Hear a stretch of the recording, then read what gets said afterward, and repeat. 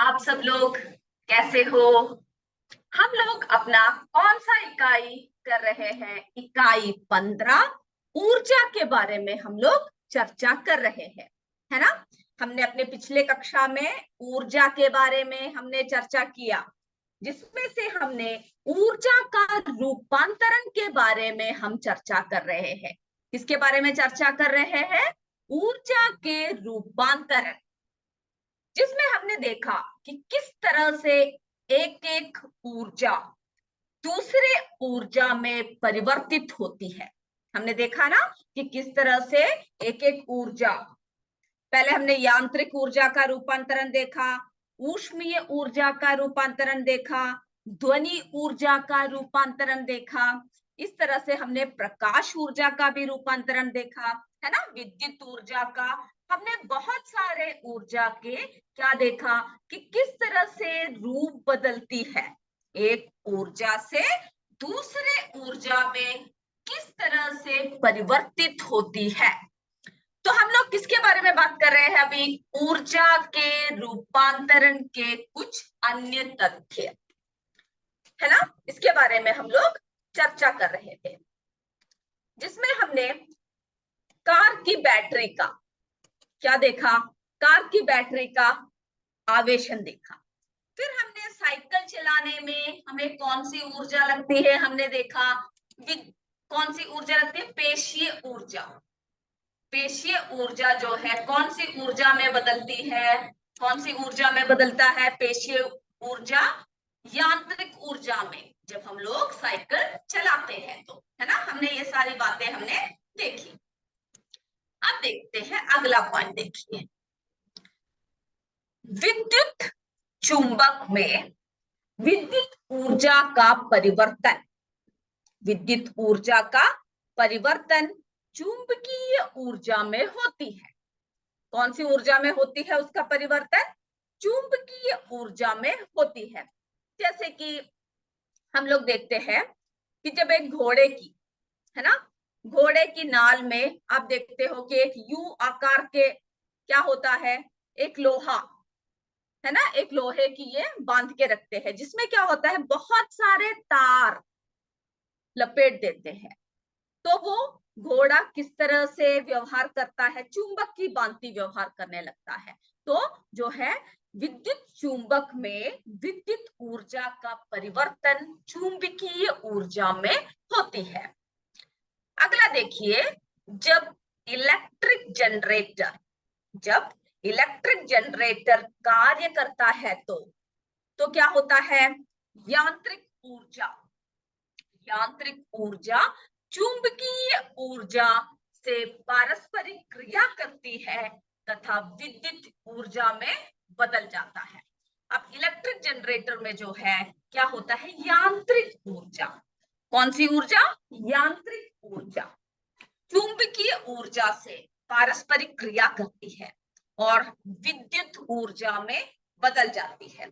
जब जनरेटर चलता है, जब जनरेटर चलता है तो क्या होता है? उसमें यांत्रिक ऊर्जा की वजह से वो घूमता है, ऐसा आवाज आती है उसके। अगर हम देखें तो उसमें क्या है? उसके अंदर से एक आवाज आ रही होती है, और उसमें जो है बहुत सारे, उसके अंदर क्या होता है? बहुत सारे तार लपटे होते हैं। तो दोनों की जो आपसी क्रिया की वजह से क्या होता है?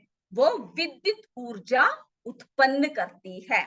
तो आपको पता लगाना है कौन सी ऊर्जा किसमें परिवर्तित होती है। अब अगला देखिए क्या है? विस्फोटक युक्ति, जैसे बम, जैसे विस्फोटक सामग्री, है ना, जैसे हमने किसके बारे में बात किया? बॉम्ब के बारे में बात किया। विस्फोटक युक्ति जैसे बॉम्ब आदि में रासायनिक ऊर्जा का परिवर्तन, रासायनिक ऊर्जा का परिवर्तन ऊष्मीय ऊर्जा तथा प्रकाश ऊर्जा में होती है ना। जो रासायनिक, जब बम फटता है तब क्या होता है? उसमें रासायनिक ऊर्जा होती है, जो किस में परिवर्तित हो जाता है? ऊष्मीय, यानी उसमें क्या होता है? बहुत ऊष्मा होती है और प्रकाश फैलता है। क्या होता है? प्रकाश। तो ऊष्मीय ऊर्जा तथा प्रकाश प्रकाश ऊर्जा में होती है। अब अगला देखिए क्या दे रखा है, ये देखिए मशीन आदि में जो है, मशीन आदि में यांत्रिक यांत्रिक अब क्या होता है, कई बार ऐसे होता है कि ऊर्जा का हमें क्या होता है कि कई ऊर्जा ऐसी होती है जिन्हें हमें जरूरत नहीं होती, लेकिन फिर भी क्या होती है, वो ऊर्जा आती है। जैसे उदाहरण देखिए, जैसे कि ऊर्जा है ना, जैसे कि क्या होता है, एक प्रकार की ऊर्जा अन्य प्रकार की ऊर्जा में रूपांतरण होता है, तब ऊर्जा का कुछ भाग ऐसे रूप में बदल जाता है जिनका उस स्थान पर कोई लाभ नहीं होता, यानी कई ऊर्जा ऐसा होती है जिससे कोई भी लाभ नहीं होता। अब एक उदाहरण देखिए, मशीन आदि में यांत्रिक ऊर्जा के रूपांतरण में, यानी जब मशीन सब चलती है तो उसमें क्या है, यांत्रिक ऊर्जा होती है, और उसकी रूपांतरण में घर्षण के कारण ऊर्जा का कुछ भाग, अब क्या होता है जब वो चलता है उसमें घर्षण होती है, घिसाव होता है, जिसके कारण जो होता है ऊष्मीय ऊर्जा, ध्वनि ऊर्जा एवं प्रकाश ऊर्जा के रूप में बदल जाता है। यानी जो मशीन जो चल रहा है उससे जो काम आ रहा है उसमें ये ऊष्मीय ऊर्जा, उसकी जो आवाज आती है वो हमारे किसी काम की नहीं है, लेकिन फिर भी क्या है उसमें ध्वनि ऊर्जा होती है, और वो क्या होता है प्रकाश ऊर्जा आदि में बदल जाता है। तो ऐसी ऊर्जा जिनका हमें कोई उपयोग नहीं है, लेकिन फिर भी क्या होता है वो होता रहता है। अब देखिए विद्युत बल्ब, हम लोग अगर उदाहरण देंगे तो विद्युत बल्ब देखिए, विद्युत बल्ब में जो है संपूर्ण विद्युत ऊर्जा, यानी जो हमारे हमें क्या चाहिए उसका प्रकाश है जो हमारे काम का है, तो प्रकाश ऊर्जा के रूप में नहीं बदलता, परंतु उसके कुछ भाग जो है, यानी सारा प्रकाश ऊर्जा में नहीं बदलता, कुछ भाग ऊष्मीय ऊर्जा के रूप में बदल जाता है। ऊष्मीय ऊर्जा है उसका क्या है, वो गर्म रहता है, उस गर्म का हमें, जब वो गर्म रहता है तो उससे हमें कोई लाभ नहीं है ना, हमें क्या चाहिए, प्रकाश ऊर्जा चाहिए उस बल्ब का, विद्युत ऊर्जा का क्या चाहिए, प्रकाश, लेकिन उसके जो कुछ भाग है वो किसमें बदल जाता है, ऊष्मीय ऊर्जा, जो हमारे कोई काम का नहीं है ना। बल्ब का क्या चाहिए, हमें प्रकाश चाहिए, वैसे ही क्या होता है वो किस रूप में बदल जाता है, ऊष्मीय ऊर्जा के रूप में वो बदल जाता है। अब देखिए मशीनों के कल पुर्जों के बीच, जो उनके पुर्जे जब वो चलते रहते हैं, मशीन जब हम चलाते रहते हैं तब क्या होता है, उसके बीच घर्षण के कारण, है ना, क्या होता है घर्षण, यानी जब वो चल रहा है उससे जो जो सामग्री हमें मिल रहा है वो हमारे काम का है, लेकिन इसमें क्या नुकसान हो रहा है, घर्षण, है ना, घर्षण के कारण हमेशा चल रहा है तो उसमें घर्षण हो रहा है, घर्षण के कारण ये पुर्जे गर्म होकर खराब हो जाते हैं। यानी जब एक चीज, एक सामग्री या कोई भी वस्तु हमेशा काम करती रहेगी तो उसमें क्या होगा, घर्षण होगा, है ना, घिसाव आएगा, और वो पुर्जे जो है गर्म होकर, क्या होकर, गर्म होकर खराब हो जाते हैं।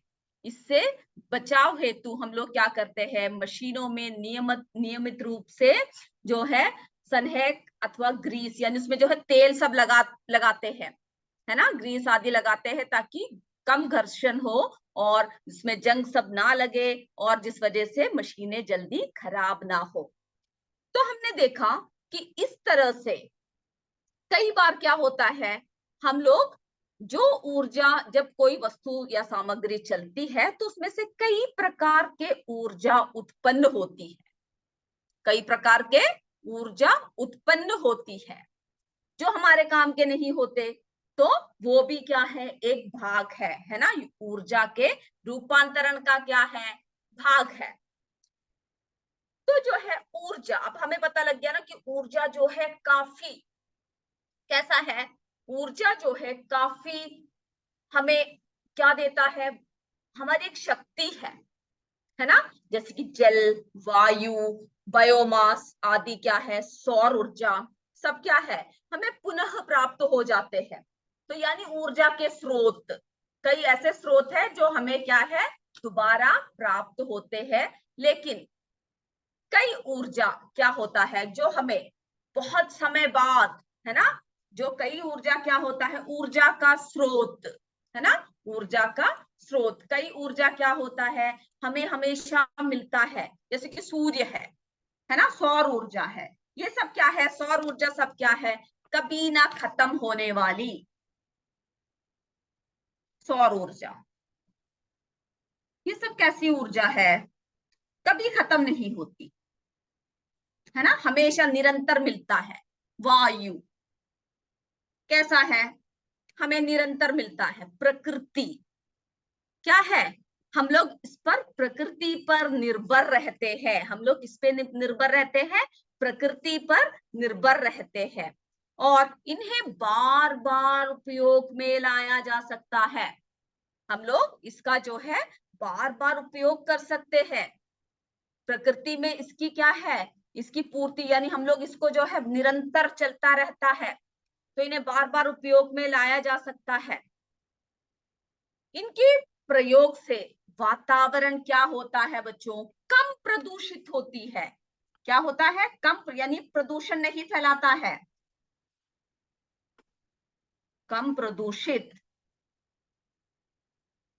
कम प्रदूषित होता है।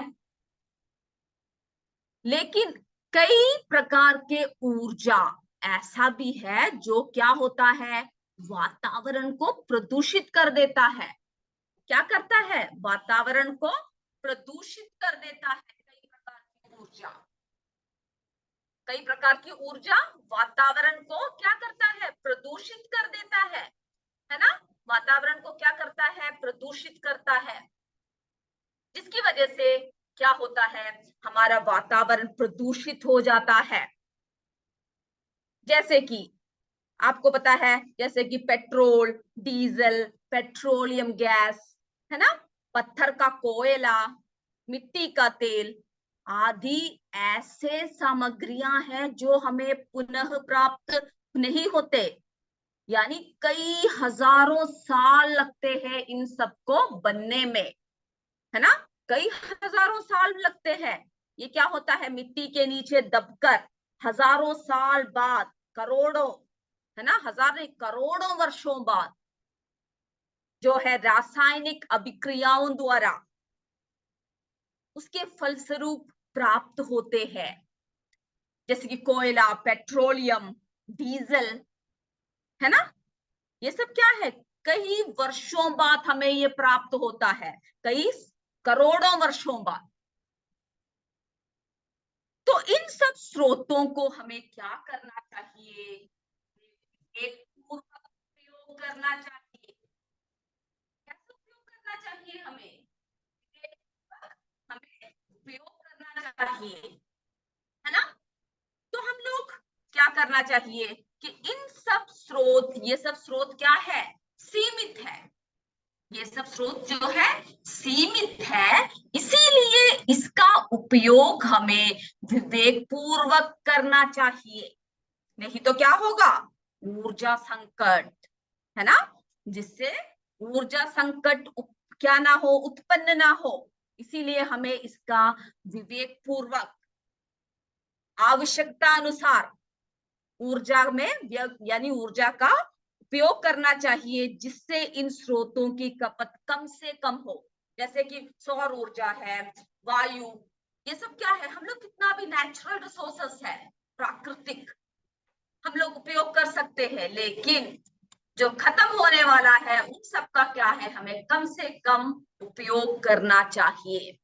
अब देखिए, विद्युत ऊर्जा का उपयोग आवश्यकता अनुसार ही करना चाहिए, है ना, क्योंकि क्या है, हमें इसका अनावश्यक उपयोग नहीं करना चाहिए। देखिए अगला, देखिए, सजावट में विद्युत का उपयोग कम से कम करना चाहिए। यानी आपने देखा होगा, कहीं पर शादी हो रही है, कहीं बर्थडे पार्टी सब हो रहे हैं, और उसमें हर तरफ क्या होता है, लाइटें लगा रखी है, पूरी हर तरफ सजावट इससे कर रखी है, वैद्युत से, यानी बिजली से, इलेक्ट्रिसिटी से हमने कर रखा है। तो उस तरह के क्या हमें हमें कम से कम ऐसे चीजों में हमें इन सबको क्या नहीं करना चाहिए, इस्तेमाल नहीं करना चाहिए, है ना। सजावट में हम लोग जो ज्यादा विद्युत ऊर्जा का उपयोग करते हैं उसे हमें रोकना चाहिए। क्या करना चाहिए, रोकना चाहिए। इन सब की हमें उपयोग कैसा करना चाहिए, आवश्यकता अनुसार, है ना। और जैसे कि कम दूरी के लिए, जैसे कि आप लोग घर पड़ोसी के घर में भी जा रहे हो तभी भी क्या करते हो, आप कार लेकर जाते हो, है ना। उसकी जरूरत नहीं होती। जहां पर आप पैदल जा सकते हो आप पैदल जा सकते हो, जहां पर साइकिल का इस्तेमाल कर सकते हो आप साइकिल के इस्तेमाल से जा सकते हो। तो कम दूरी के लिए जब हम लोग कम दूरी तय करते हैं तब क्या है, पेट्रोल डीजल चालित वाहनों का उपयोग नहीं करना चाहिए, है ना।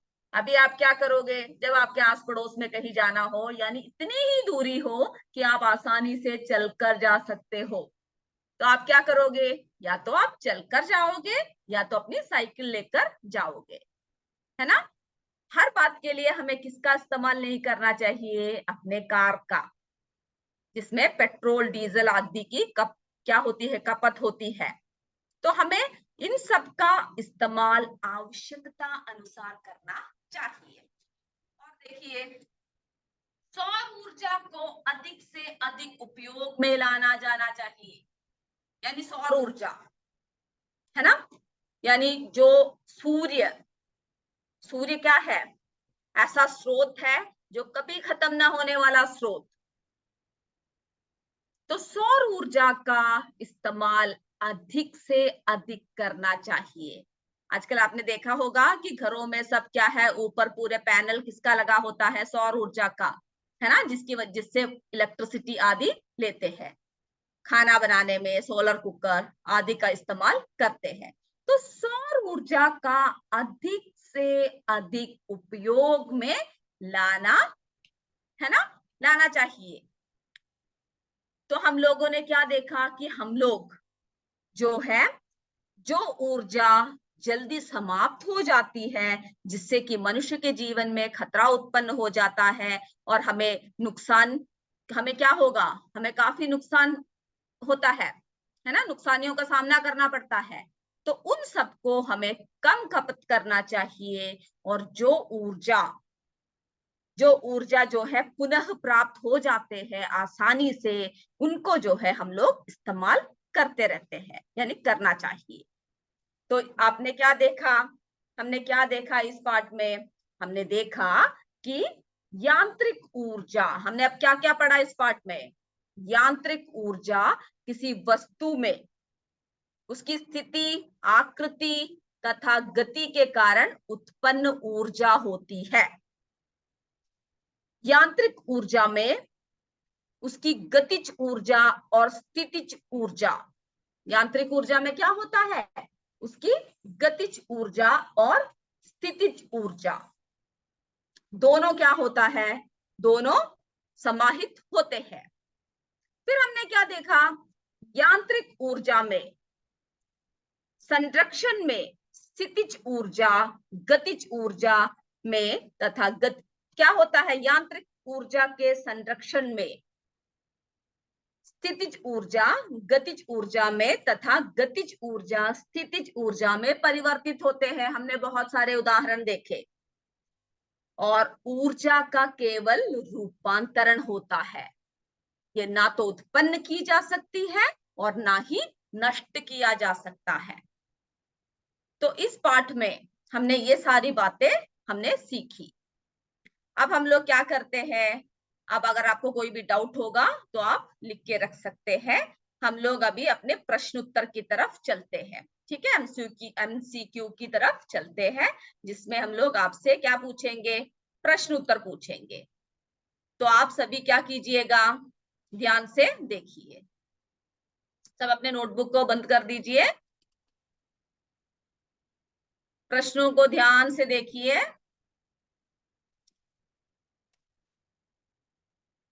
चलिए, पहला प्रश्न, कार्य करने की क्षमता को डैश कहते हैं। कार्य करने की क्षमता को डैश कहते हैं। ए शक्ति, बी बल, सी ऊर्जा। उसका उत्तर लिख लीजिए।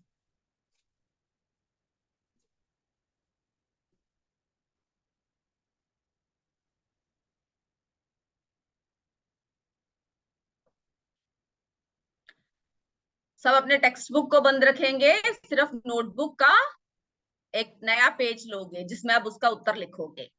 कार्य करने की क्षमता को डैश कहते हैं, और कोई किसी को दिखाएगा भी नहीं, देखेगा भी नहीं, जो आपको आता है वही लिखोगे। ऊर्जा का प्राथमिक स्रोत है क्या है? ठीक है, ऊर्जा का प्राथमिक स्रोत है सूर्य, चंद्रमा, तारे। किससे हमें ऊर्जा अच्छे से मिलता है? प्राथमिक स्रोत।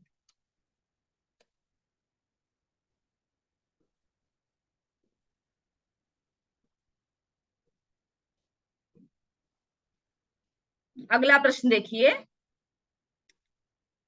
पटाखे के विस्फोट, पटाखे के विस्फोट में कौन सी ऊर्जा होती है?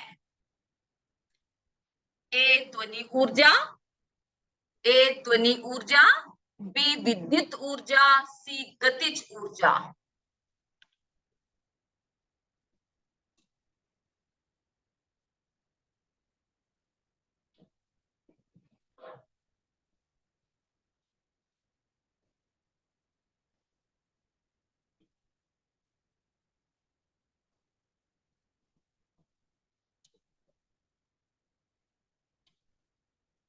अगला देखिए, जल विद्युत पावर प्लांट में जल की आंतरिक ऊर्जा किस में परिवर्तित होती है?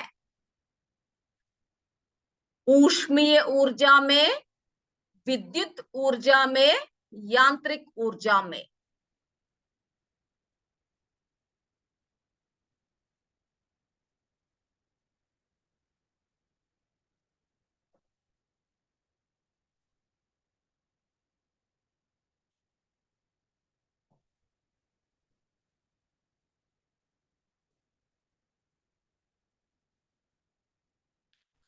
अगला प्रश्न देखिए, साइकिल चलाने में पेशीय ऊर्जा का रूपांतरण किस रूप में होता है? ए ऊष्मीय ऊर्जा, बी यांत्रिक ऊर्जा, सी सौर ऊर्जा।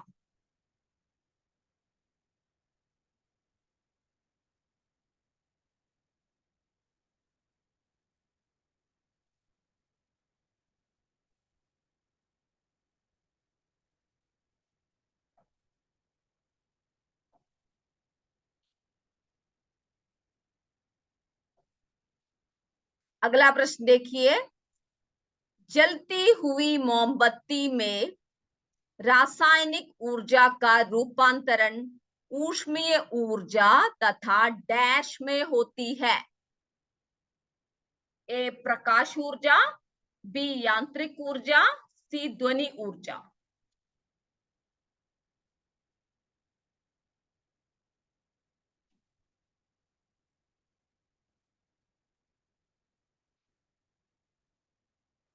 फुटबॉल खेलते समय डैश ऊर्जा व्यय होती है? फुटबॉल खेलते समय डैश ऊर्जा व्यय होती है? ए प्रकाश ऊर्जा, बी पेशीय ऊर्जा, सी यांत्रिक ऊर्जा।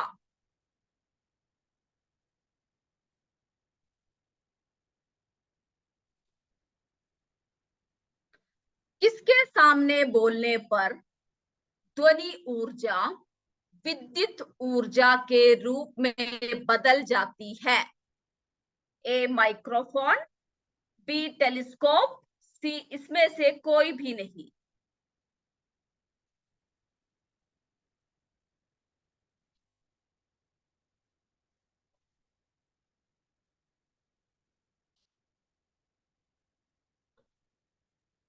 विद्युत ऊर्जा का उपयोग डैश करना चाहिए?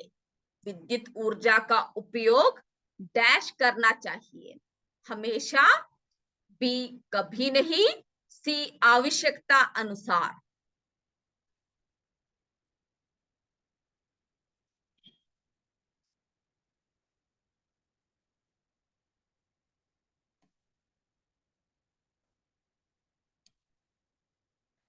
सजावट में विद्युत ऊर्जा का उपयोग डैश करना चाहिए। इसमें क्या आएगा?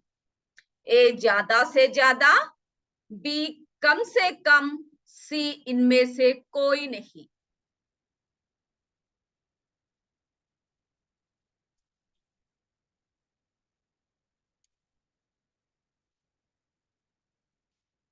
अब हम लोग उत्तर की तरफ बढ़ते हैं। आप लोग उत्तर देना शुरू कर दीजिए। कार्य करने की क्षमता को डैश कहते हैं।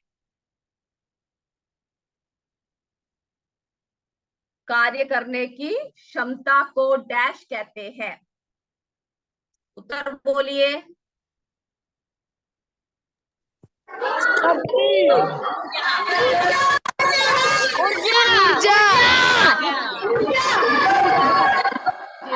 जिसने बोला है वो गलत है। ऊर्जा कैसे है?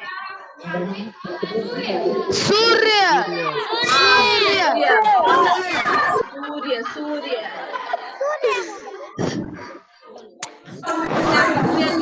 ध्वनि ऊर्जा।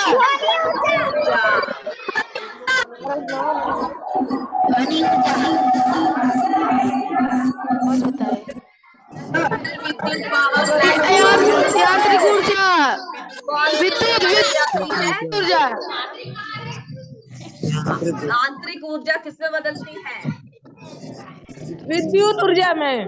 विद्युत ऊर्जा में। बिल्कुल सही जवाब। बी वाला। B b. चौथा का बी।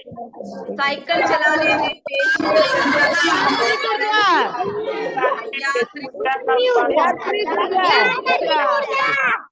बी वाला। पांचवा का बी।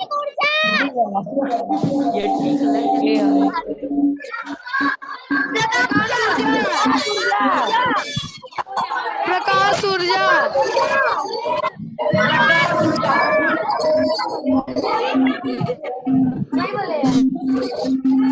पेशीय ऊर्जा। सही।